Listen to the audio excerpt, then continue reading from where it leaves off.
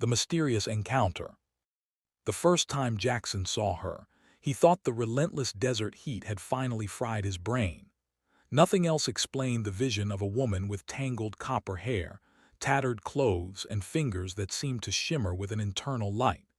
She stood at the edge of his water collection system like a mirage made flesh, swaying slightly, her eyes unfocused yet somehow alert. Jackson blinked, rubbed the sweat from his eyes, and looked again. She remained, this impossible apparition in the middle of the Nevada wasteland, where no one had ventured since the resource wars had turned civilization inside out. "Stay where you are," he called, raising his rifle more out of habit than threat. The woman didn't respond, just tilted her head curiously as if his words were music rather than language. Then, without warning, she collapsed face first into the sand. "Damn it all," Jackson muttered, approaching cautiously. Up close she looked human enough, but something about her was off. Her breathing came in strange rhythms, and her skin, despite the scorching sun, felt cool to the touch. She was unnervingly light when he lifted her, like her bones were hollow. Inside his reinforced bunker, what had once been a research station before the world went sideways, he laid her on his cot and tried to make sense of the situation. Visitors were rare enough to be suspicious.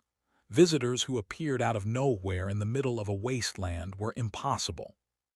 She slept for nearly 20 hours.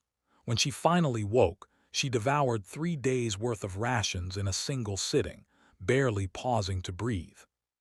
"Slow down," Jackson warned. "You'll make yourself sick."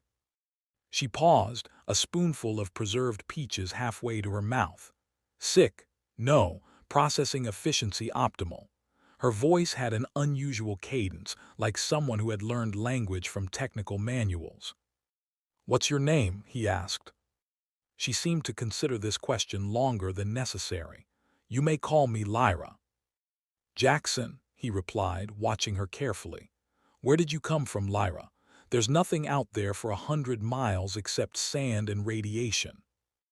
"I came from," she pointed upward, then frowned, "transit disruption, off course, unplanned arrival." Jackson stared at her. Great. He'd rescued a delusional woman suffering from heat stroke and probably radiation poisoning. Just what he needed when his supplies were already stretched thin. "Right. Well, you can rest here today, but tomorrow I'll have to take you to the trading post. They might know where you belong." Lyra's face darkened. "No, not safe. They will track signals, find me, find you." "Who will find us?" Instead of answering, she walked to his communications setup, a jury-rigged array of pre-war tech and salvaged parts that let him monitor the sparse radio traffic in the region. With unsettling precision, she adjusted several dials and pressed a complex sequence of buttons. The static changed. Instead of random noise, a pulsing pattern emerged, almost musical in its precision. "They're already searching," she said quietly. "Who?" Jackson demanded, tension creeping up his spine. "The collectors. They retrieve what belongs to them." She turned to him, her eyes reflecting the dim light oddly. "I do not belong to them." That night Jackson couldn't sleep. He watched Lyra from across the room as she sat cross-legged on the floor, her fingers tracing patterns in the air. Occasionally, small objects, a cup, a battery, a knife, would rise an inch from the surface they rested on before settling back down. "You're not human," he said finally, a statement rather than a question. Lyra's fingers stilled. "Not by your definition, no." "What are you?" "A mistake, an anomaly in your terms, a refugee." By morning, Jackson had made a decision. If she was crazy, she was harmlessly so. If she wasn't, well, that was a problem for another day. Either way, he couldn't just throw her back into the wasteland. "You can stay," he told her over a breakfast of reconstituted eggs. "But we need rules. No touching my equipment without permission. No floating things when I'm trying to sleep. And if anyone comes looking, you hide." Lyra nodded seriously. "Accepted. I will teach you to shield this location from scans." "Sure," Jackson said, humoring her. and I'll teach you how to fix the water purifier." Over the next week, Lyra proved herself surprisingly useful. She had an intuitive understanding of machinery that bordered on the supernatural. She could diagnose problems with his solar array just by placing her hands on the panels. The water purifier, which had been giving him trouble for months, now worked better than when it was new. In return, Jackson taught her about survival in the Wasteland, how to spot dust storms before they hit, which plants were edible, how to move without leaving tracks. She absorbed knowledge like a sponge, though she occasionally made observations that left him speechless. "Your species' insistence on building with right angles is inefficient," she remarked one evening. "Curved structures distribute force more effectively." "Yeah, well, squares are easier to nail together," Jackson replied dryly. On the 8th day, the radio began broadcasting that strange pulsing pattern again, but stronger this time. Lyra froze, her eyes widening. "They've found the general area," she whispered. "We need to prepare." Jackson had grown to trust her enough that he didn't dismiss her concerns. "What do we need?" "Metal, crystals, anything that conducts electricity or holds a charge." They spent the day gathering materials: salvaged wire, old circuit boards, pieces of quartz from Jackson's collection of oddities.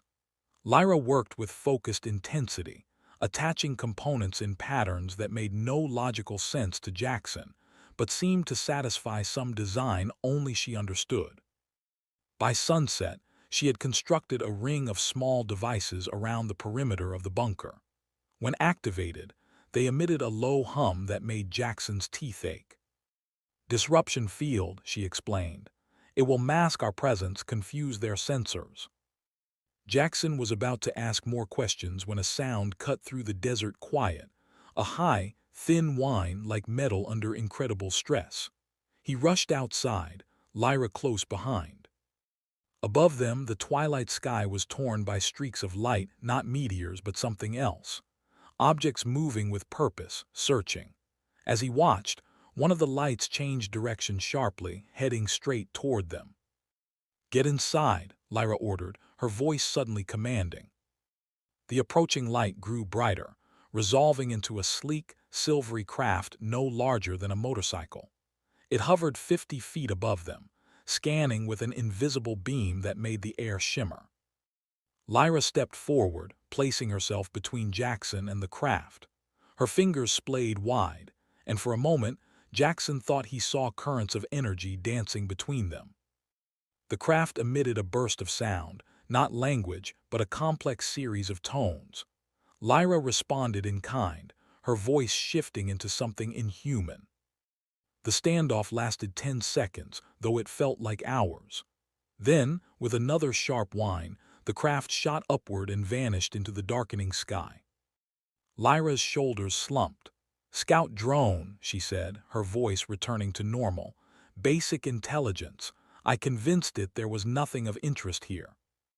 Jackson stared at her, adrenaline still coursing through his system. "You want to tell me what the hell is going on now?" She turned to face him, her expression somber.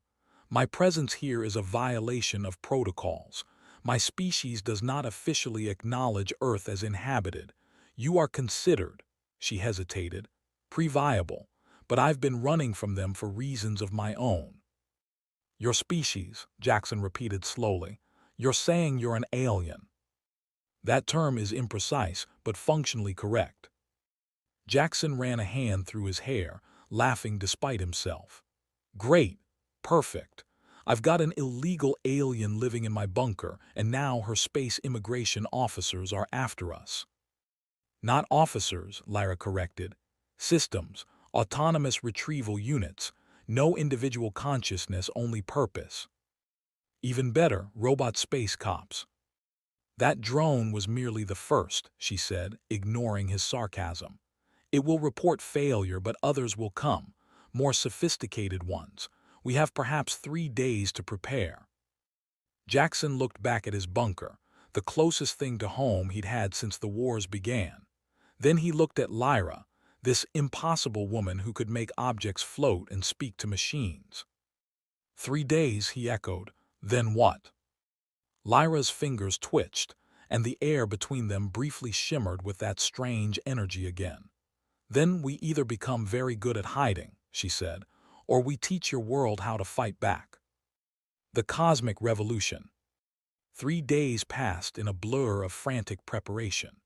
Jackson had never worked so hard in his life, not even during the worst days of the resource wars.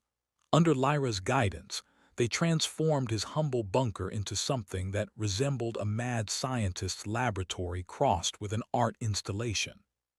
"Hand me the copper wire," Lyra said, kneeling beside what had once been Jackson's television.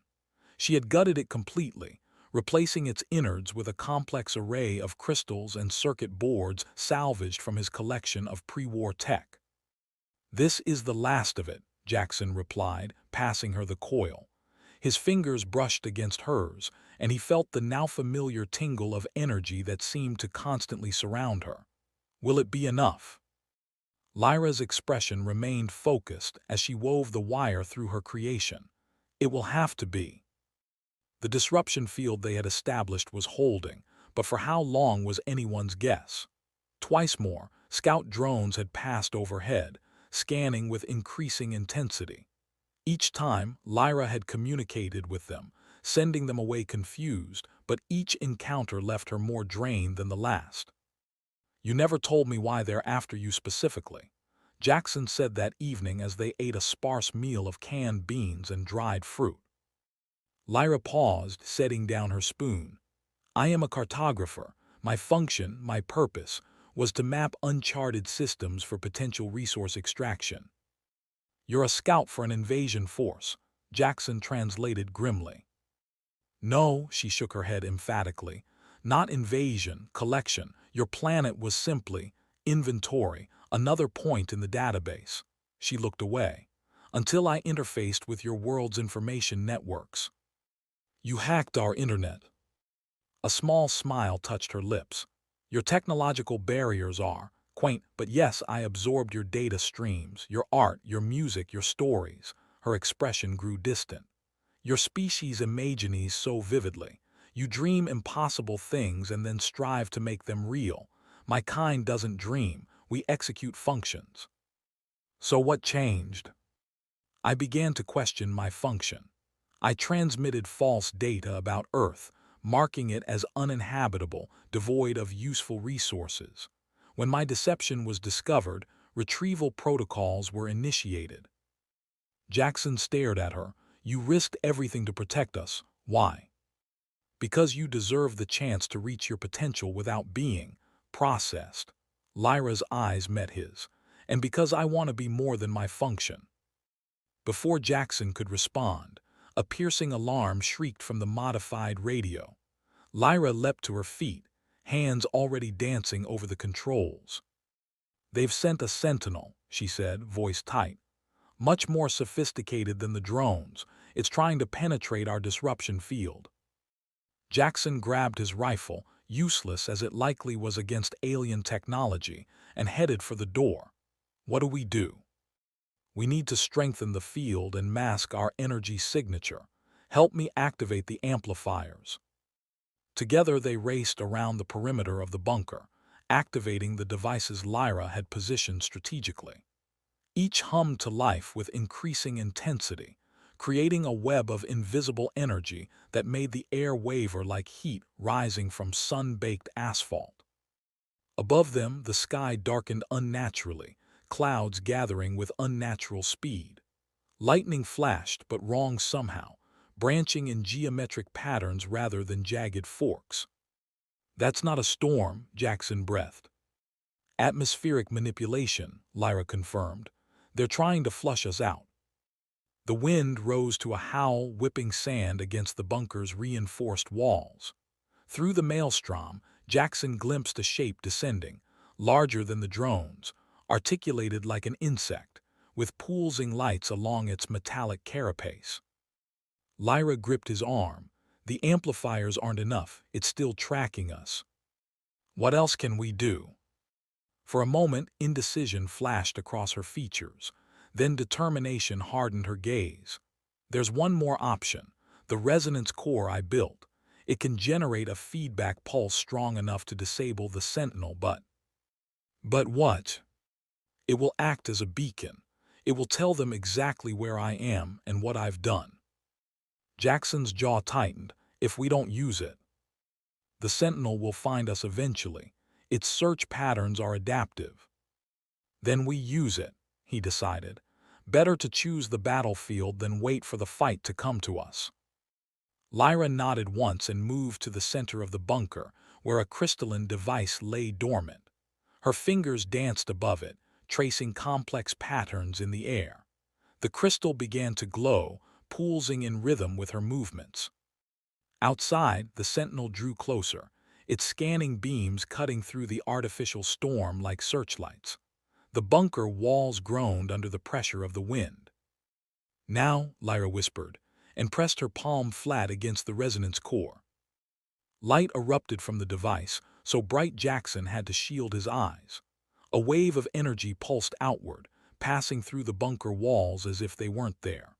When Jackson could see again, the storm had vanished, and through the window, he glimpsed the sentinel falling from the sky like a shot bird, crashing into the desert sand 100 yards away. It worked, he breathed. Lyra's face was grim. Yes, but we must move quickly now. They will send recovery vessels next. Where can we go? The Wasteland doesn't offer many hiding places. Not hide, Lyra corrected. Resist. There is a settlement 3 days' journey north, yes, the trading post you mentioned. Jackson nodded.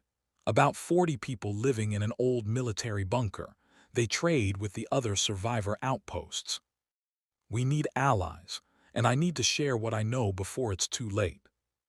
They gathered what supplies they could carry and abandoned the bunker by nightfall. Jackson felt a pang leaving his home of 5 years, but he knew it wasn't safe anymore. Nothing would be. The journey north was arduous. Twice, they spotted scout drones in the distance and had to take cover. Once, they nearly walked into a patrol of retrieval units, smooth, featureless humanoid shapes that glided across the sand without leaving footprints. Lyra's disruption tech, now miniaturized into devices they wore like watches, kept them hidden but required constant adjustment. On the third day, as the trading post came into view, a collection of reinforced buildings nestled against a cliff face. Lyra stopped suddenly, gazing upward. "What is it?" Jackson asked. "They're accelerating their timeline." She pointed to a faint distortion in the sky, barely visible. "That's a command carrier entering low orbit. They're deploying in force now." At the trading post, their reception was initially suspicious. Strangers weren't trusted in the Wasteland, especially not strange women with unusual abilities. But when a formation of retrieval units appeared on the horizon, marching with mechanical precision toward the settlement, suspicion gave way to necessity. Hazel, the community's leader, a hard-eyed woman with practical wisdom etched into the lines of her face, listened to their story with remarkable calm. "So," she said when they finished, "aliens are real. They've been cataloging our planet like it's a warehouse, and now they're coming to either capture you or wipe us out, and our guns won't work against them." "That is accurate," Lyra confirmed. Hazel exchanged glances with her security chief, a former military man named Dominic. "Well, we've survived one apocalypse already. Might as well try for two." Under Lyra's guidance, the trading post transformed. Every piece of technology, every scrap of metal, every crystal or conductor was repurposed. Children ran messages between work teams. The elderly shared knowledge of old technologies that had been forgotten in the digital age. Even the most skeptical contributed when the retrieval units began methodically dismantling the outer defensive perimeter. Jackson worked alongside Lyra, watching in amazement as she taught others to build disruption fields and energy diverters. She was no longer hiding what she was. There wasn't time for secrets anymore. "Will this be enough?" he asked her privately, the night before the retrieval units were expected to reach the main compound. Lyra's expression was uncertain. "I don't know. Your weapons are primitive, but your adaptability is remarkable, perhaps together." Her voice trailed off as a low rumble shook the ground. Outside, the night sky blazed with sudden light as a massive vessel descended through the atmosphere, positioning itself directly above the trading post. "They're done sending proxies," Lyra whispered. "That's an enforcer." The attack began at dawn, not with weapons but with sound, a penetrating tone that dropped every human to their knees, clutching their heads in agony. Every human except Jackson, who wore Lyra's prototype neural shield. He watched in horror as his newfound allies collapsed around him. Lyra remained standing, her face contorted with effort as she projected some kind of counter-frequency. Slowly, the debilitating sound receded. "Run, get to the core," she shouted at him. In the center of the compound, they had built a larger version of the resonance core, designed not just to disable, but to communicate, to broadcast a message to any retrieval systems capable of receiving it. Jackson reached it just as the first wave of retrieval units breached the inner walls. Smooth, featureless faces swiveled toward him with eerie synchronization. He activated the core as Lyra had shown him, watching it pulse to life with increasing intensity. Lyra appeared beside him, her movements unnaturally fast, hands trailing streams of energy as she interfaced with the core. The retrieval units froze in place, their programming apparently confused by the signal. "What's happening?" Jackson asked. "I'm showing them what they've never been allowed to see," Lyra answered, her voice strained. "Your art, your music, your capacity for both creation and destruction, your potential." Through the core, images flashed, paintings, sculptures, equations, poetry, dance, architecture, humanity's greatest achievements cycling at impossible speed. Sound followed, symphonies, folk songs, speeches, laughter, all broadcasting outward. The retrieval units began to tremble. Several collapsed. Others moved forward jerkily, fighting their own programming. In the sky, the enforcer vessel descended lower, its hull opening to reveal a weapon of some kind, aimed directly at them. "It's not enough," Jackson realized. "They're going to wipe us out anyway." Lyra's expression hardened with resolve. "Then we give them something they cannot ignore. We show them humanity's future." Her hands plunged directly into the core, which shouldn't have been physically possible. Energy crackled around her as she became a conduit, her eyes glowing with internal light. "What do you see?" Jackson asked, reaching for her despite the danger. Lyra smiled, radiant and terrible. "Everything you could become." The core erupted with blinding light, shooting a beam directly into the heart of the enforcer vessel. For a moment, nothing happened. Then, slowly, the weapon retracted. The retrieval units fell lifeless to the ground. A voice boomed from everywhere and nowhere at once, speaking in that strange tonal language Lyra had used with the drones. She responded in kind, her body still channeling energy from the core. The light faded. The voice fell silent. The enforcer vessel rose back into the atmosphere and vanished. Lyra collapsed into Jackson's arms, her body lighter than ever, almost transparent now. "What did you do?" he asked urgently. "What did you show them?" "The truth," she whispered, "that humanity is not inventory to be collected, that you are becoming something new, something they have never encountered before." Her hand brushed his cheek. "They will return, but not as collectors, as witnesses, as students, perhaps." "Are you dying?" Jackson asked, feeling her growing lighter by the second. She smiled faintly. "Transforming the core changed me, changed my function. I am becoming something else now." "Stay," he pleaded. "Help us prepare for when they return." "I cannot." Her form was nearly translucent now. "But I have left you everything you need. The knowledge, the technology, the warning." Her eyes met his one last time. "Show them who humanity can be, Jackson. Make them wonder."